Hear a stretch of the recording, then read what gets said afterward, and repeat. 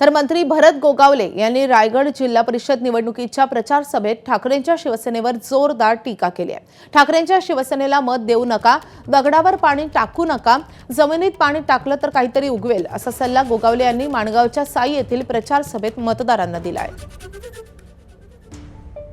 मी सांगितल्यानंतर त्यांनी लगेच माघारपाळी घेतली। तो दुसरा कोण होता त्यांनी लगेच उडी मारली तिकडं। त्याला तो उमेदवार दिले का? उबाटा द्याला। आता उबाटाचं काय हो मंडळी आहे मला सांगा बरे। फुकट मतं घालू नका, दगडावर पाणी टाकू नका, जमिनीत पाणी टाकलं तर काहीतरी उगवत, दगडामध्ये पाणी टाकून काय उगवत नाही आहे।